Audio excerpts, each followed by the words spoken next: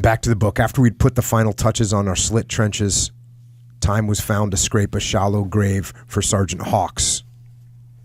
It was hard to suppress one's revulsion at touching the body of someone I had known so well, but just as I was steeling myself to do so, Huggins stepped forward, ripped open the dead man's smock and shirt, and slipped one of the 2 identity discs over the blood-stained head.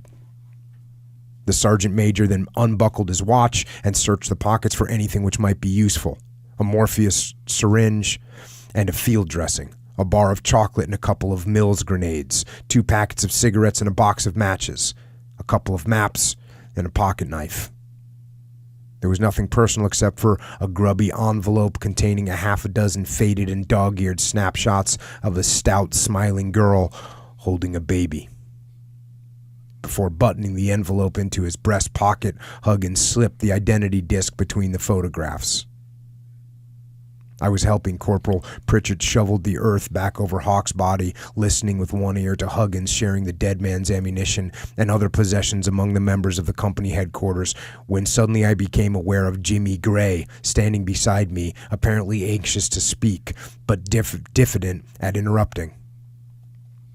Telling Pritchard to finish the job, I rose from my knees, glad to be able to put my mind to something else. When I turned to speak to Gray, I was disturbed by what I saw. The dirt of battle had exaggerated his usual scruffiness. His smock and trousers were coated with mud and dust, and his right sleeve was stained from top to bottom with blood. Not his own, as he explained when he saw my eyes fixed on it. The front of his smock and the battle dress underneath had been torn by a large fragment of a mortar bomb, which in some miraculous fashion had failed to even scratch him. 3 inches to one side, and it would have severed his head. But it was the eyes above the pallid, unshaven cheeks which were frightening. They were empty of life. When he spoke, the words were lucid and well chosen as ever, but the voice lacked expression. The phrases were cold. It was not as if he were describing events which he had himself witnessed, but something unreal, something half-imagined. B Company had attacked at 0800 hours. At the start, their advance through the woods had gone like the first attack of the morning, a calm and steady progress against a seemingly non-existent enemy. Then, some 100 yards short of the objective, a swath of fire had cut down the men of the 2 leading platoons.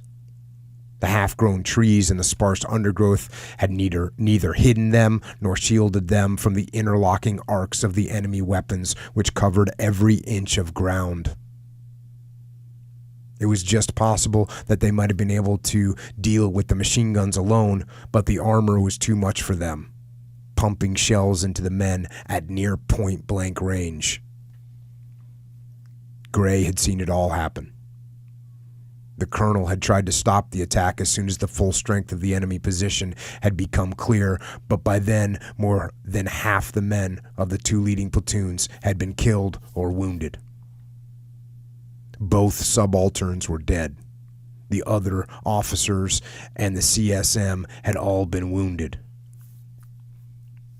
The colonel had tried to turn the German flank by sending A Company around to the left, but there was no flank. The second attack had been a replica of the first. It too had collapsed, but not before some 40 more men were dead or maimed, including 2 of the 4 surviving officers. Harry Bates had been terribly wounded in the stomach and by now was probably dead. As Gray had pulled him behind some cover, his blood had soaked his sleeve. This was not the complete story. There was further bad news. Not only had our own attack been shattered, but the other battalion to our north had hit similar enemy positions and was making little progress in its efforts to get into Arnhem along the main road.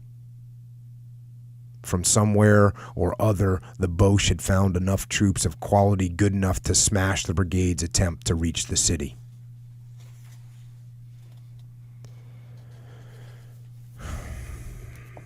So, We just have a horrible situation unfolding.